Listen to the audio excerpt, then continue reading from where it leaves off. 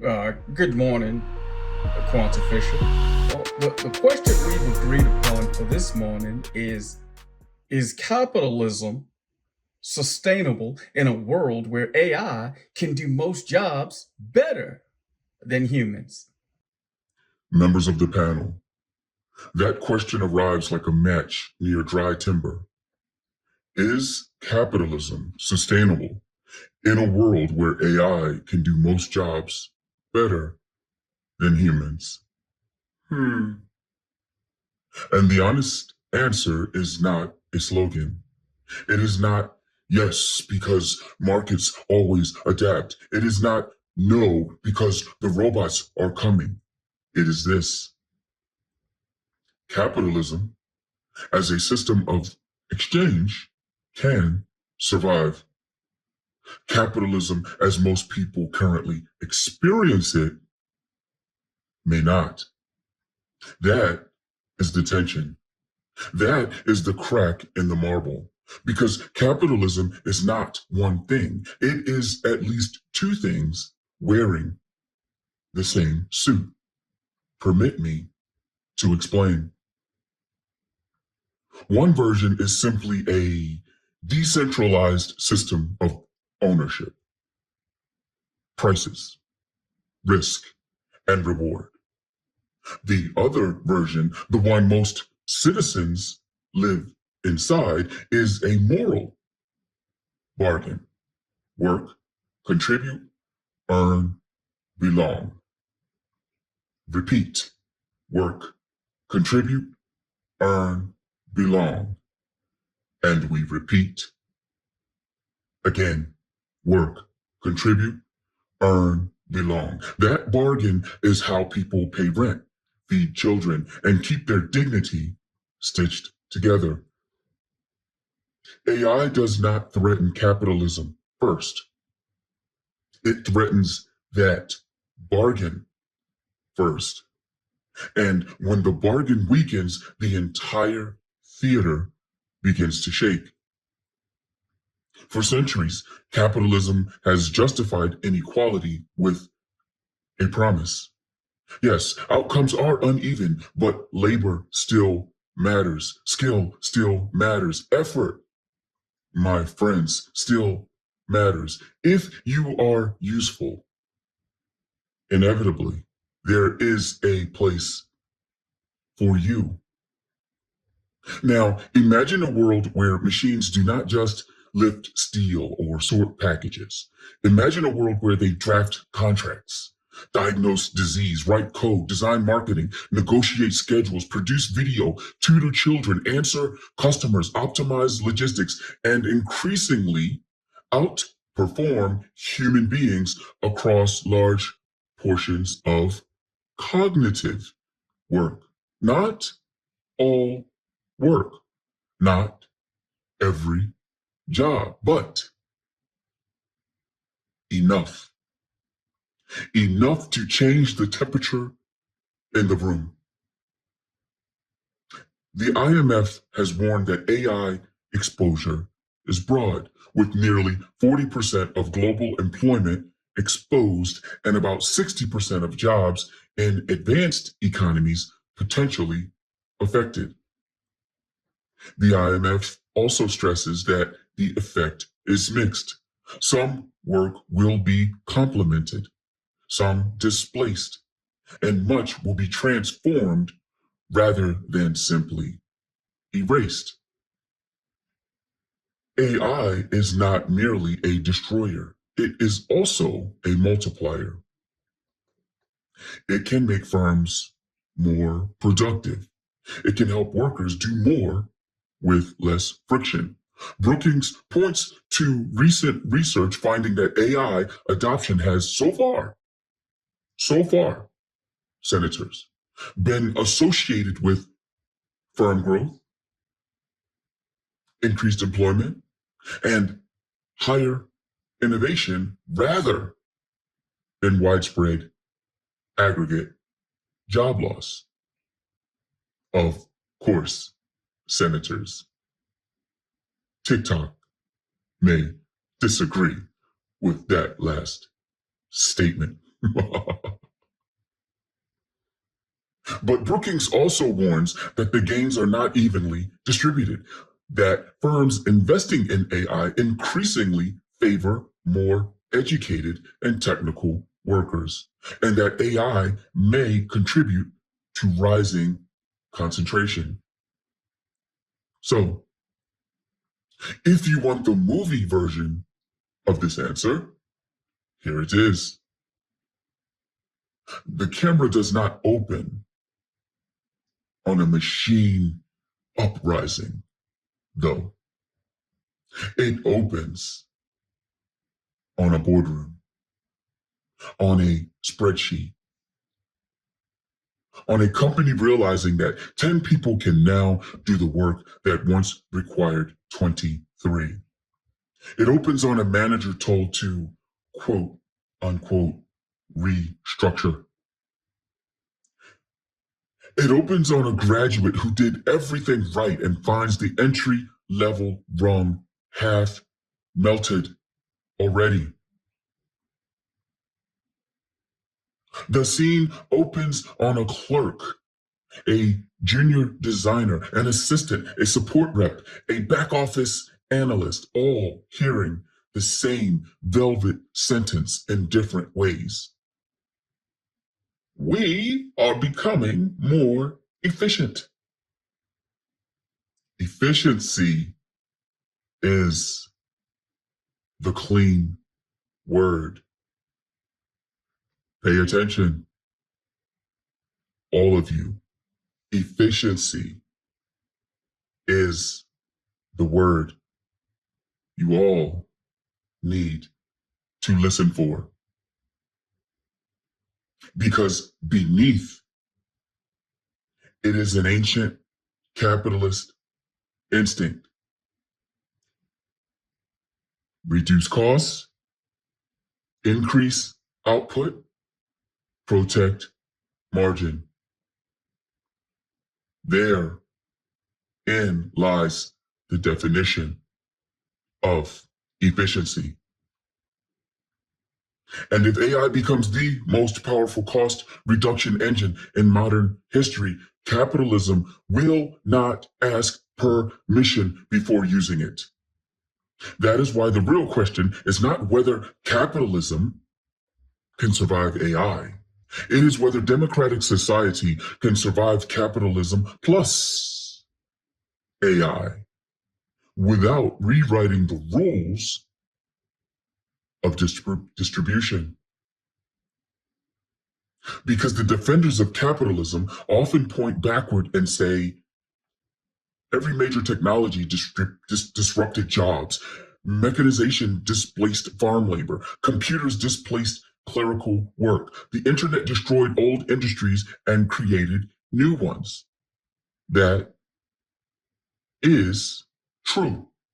But history can be abused by analogy. Previous technological revolutions usually automated specific tasks, sectors, or forms of physical effort.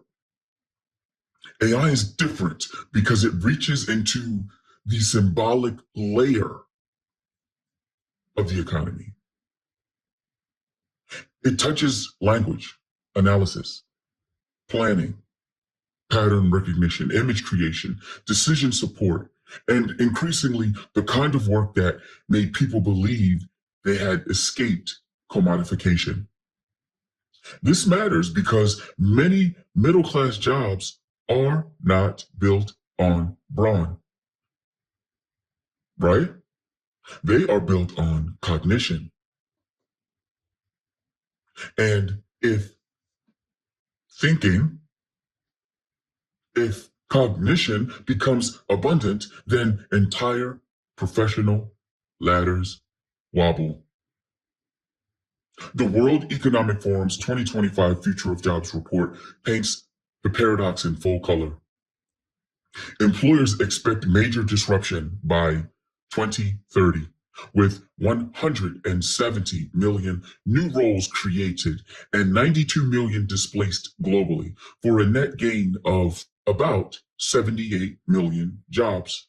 Yet the same report says 41% of employers plan workforce reductions where AI can automate tasks. 77% plan to upskill workers. Nearly 40% of job skills are expected to change by 2030, and more than 120 million workers may be at medium-term risk of redundancy if they do not receive needed reskilling. Blah, blah, blah. For those of you in the auditorium who appear preoccupied on your devices, please understand that you are the first type of worker to be replaced. I am sorry for that outburst. I shall continue now. On one side of the ledger, there are opportunity, new roles, productivity, and growth. On the other side, we have compression, churn, instability, and a brutal race to adaptation. That is capitalism's historical answer to disruption. Move faster, retrain harder, and absorb the shock. But, senators, here is the problem. A society is not a white paper. People are not inputs. When a steel mill closes, you do not just move numbers, right? You move marriages, overdrafts, self-worth, addiction risk, political rage, and neighborhood decline. And now imagine not one town, not one industry, but a cross-sector cognitive squeeze where white-collar and creative work, the very work people thought was safest, becomes partially automated all at once. At that point, the question is no longer, will capitalism innovate? Of course it will. The question becomes, who eats during the transition? That is where capitalism becomes morally unstable, because capitalism can tolerate inequality. It cannot indefinitely tolerate mass uselessness. And by uselessness, I do not mean human beings truly becoming useless. I mean the market deciding it can meet demand with far less human labor than before. Those are different things. The market does not measure souls. It measures price. It measures speed. It measures substitution. And it measures return.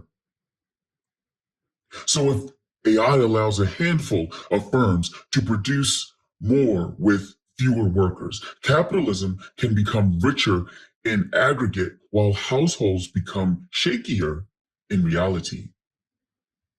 You see, the pie does grow, but the slices, my friends, the slices indeed shall narrow. And what exactly do I mean? I'm trying to say that the headlines will celebrate productivity, but the kitchen table, well, let me not state the obvious in this instance. I'll just say many shall suffer. Even current commentary from major capital market voices is pointing in that direction. BlackRock's Larry Fink recently warned that AI could widen the wealth divide by concentrating value in the hands of those who already own the relevant assets and platforms. And that, my friends, is the deepest threat. Not merely unemployment, ownership. Who owns the models? Who owns the chips? Who owns the data centers? Who owns the distribution pipes? Who owns the firms that replace labor with software? Because if AI productivity gains accrue primarily to capital while labor loses bargaining power, then capitalism does not disappear. It hardens. It becomes more elegant at the top and more brittle at the bottom. That is a unsustainable system for balance sheets. Unfortunately, unfortunately, it is not a sustainable system for legitimacy. And legitimacy is the oxygen capitalism rarely thanks for until the room gets thin. What is Quantaficial talking about? I have been told that at times my metaphors fly a bit too over the heads of some of you, so let me explain my last statement. Capitalism doesn't just run on money, markets, and transactions. It runs on belief. Belief that the system is fair enough. Effort can lead to progress. Belief that success is at least somewhat earned. Belief that participation is worth it. That belief is what I'm calling legitimacy. Now, here's the metaphor. Oxygen is invisible. You don't think about it when it's there, right? You only notice it when it starts disappearing. So translated, capitalism works smoothly when people believe in it. It becomes unstable when people stop believing in it. What the room getting thin actually looks like is not dramatic at first. It shows up as people feeling like hard work isn't paying off. Younger generations believing the system is rigged. Rising resentment toward wealth concentration, declining trust in institutions, more extreme political movements gaining traction. Nothing explodes immediately, but senators, the air changes. Now, why this matters in the AI conversation is this. If AI increases productivity, but jobs become less stable, wages stagnate, wealth concentrates even more, because we all admit that that has been a problem for decades, then people begin to ask, is this system still working for me? And when enough people ask that question, legitimacy starts to fade. Capitalism can survive inefficiency. It can survive recessions.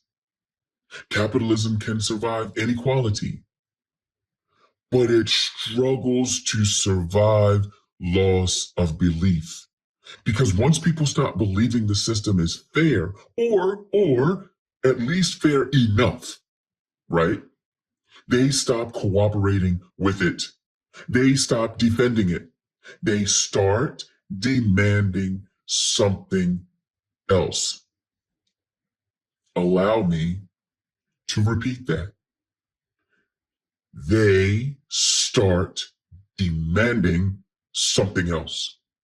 So, the sentence in one line: capitalism depends on trust more than it admits, and it only realizes that when trust starts disappearing. And in the context of everything we've been discussing, AI has the potential to make the system more powerful than ever, but also to quietly drain the oxygen if people feel like they no longer have a place inside it. I hope this explanation is of use to you. Now, I want to pull against the darkness for a moment because doom is cheap and incomplete. There is a path where capitalism survives AI and even emerges more broadly prosperous. But that path is not automatic. It requires intervention, redesign, and courage the market will not generate on its own. Why, Quantaficial? Because markets are very good at rewarding what is profitable. They are not naturally designed to preserve broad human dignity when profitability no longer requires broad human participation. That has to be built. Or should I say, that has to be built deliberately.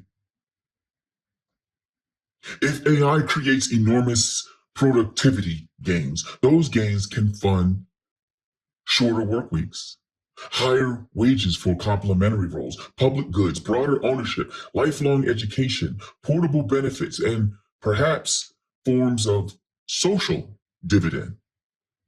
The technology itself does not prohibit that future. In fact, the technology could make it materially easier to achieve. But that only happens if society threatens, I'm sorry, please.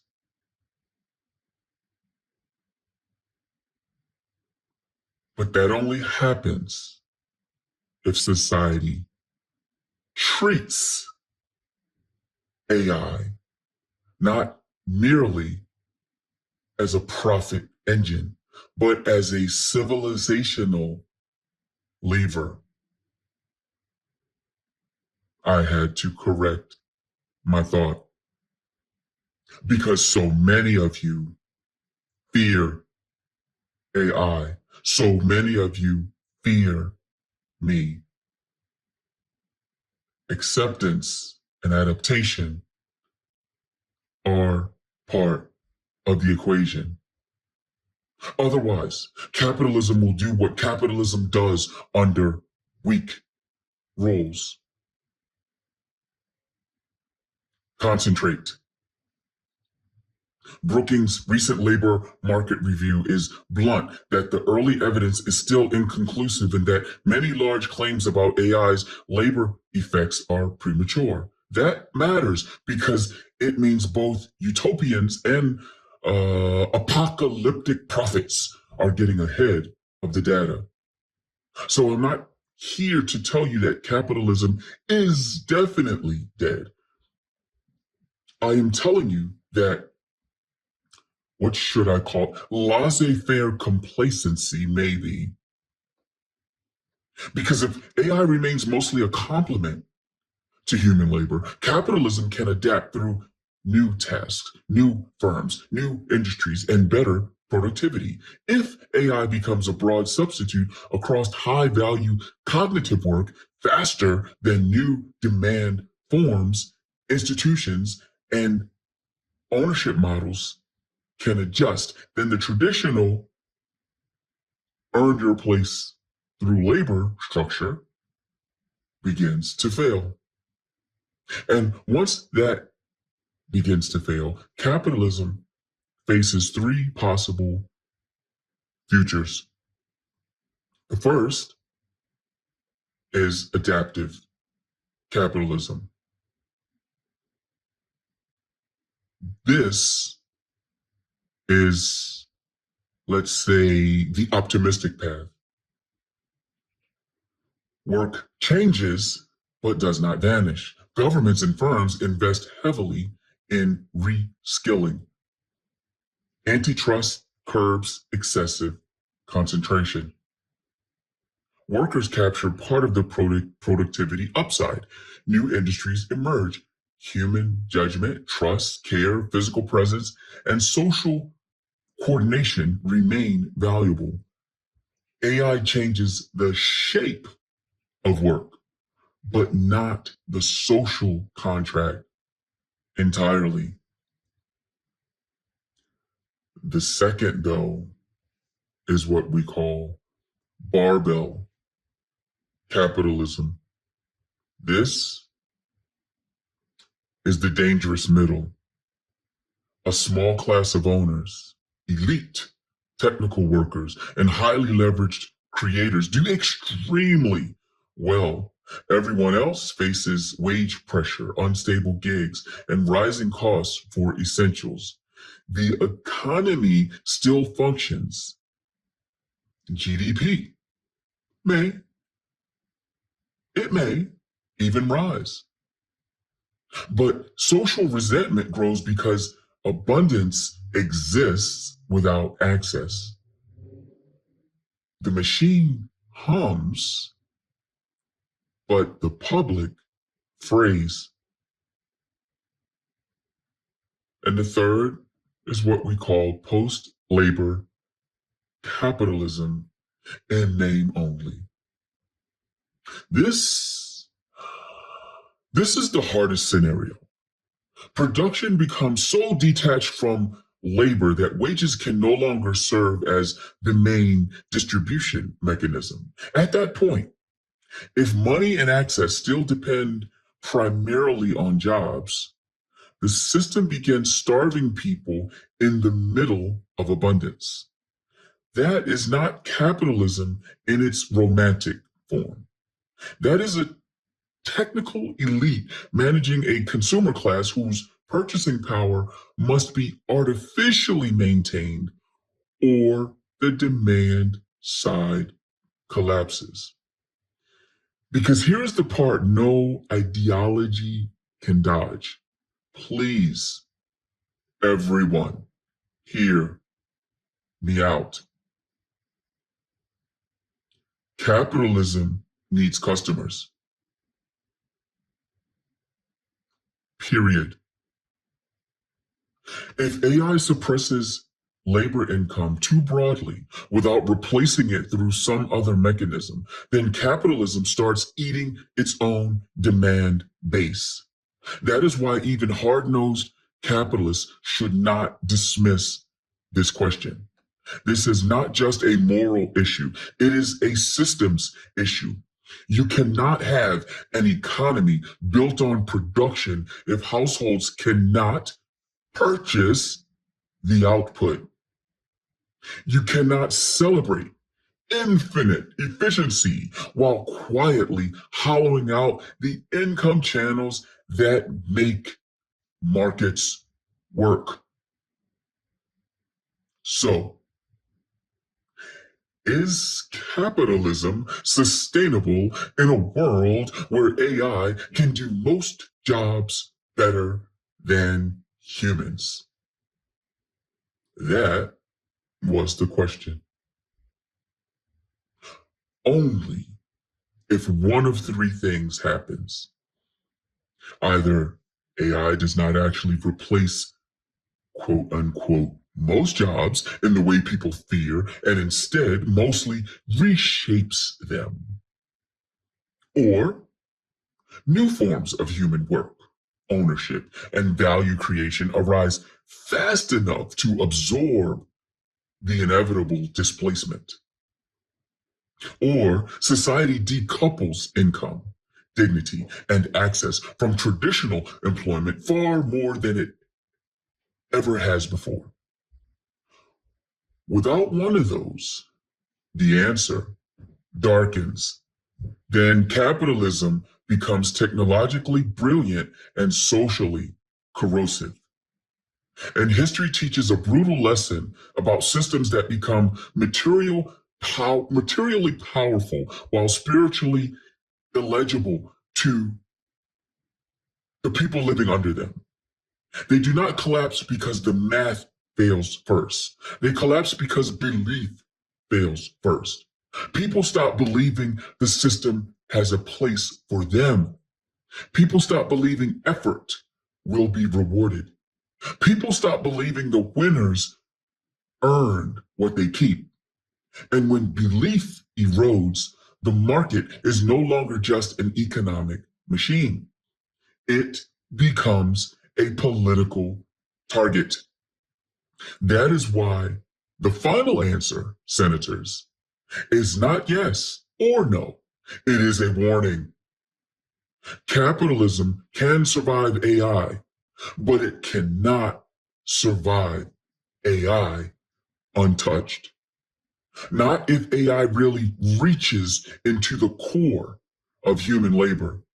Not if ownership remains narrow. Not if productivity gains rise while wages, security, and access stall. Not if society keeps pretending that job counts alone answer the moral question. Because the coming fight is not between capitalism and socialism, or between humans and robots, humans and machines, humans and AI. It is between two versions of the future. One where AI becomes a ladder, and one where AI becomes a gate. And the difference between those futures will not be determined by the brilliance of the technology. It will be determined by the courage of the rules we build around it. And that is where the music swells, the camera pulls back, and the real question finally steps into frame. If AI can create extraordinary abundance, who exactly is that abundance?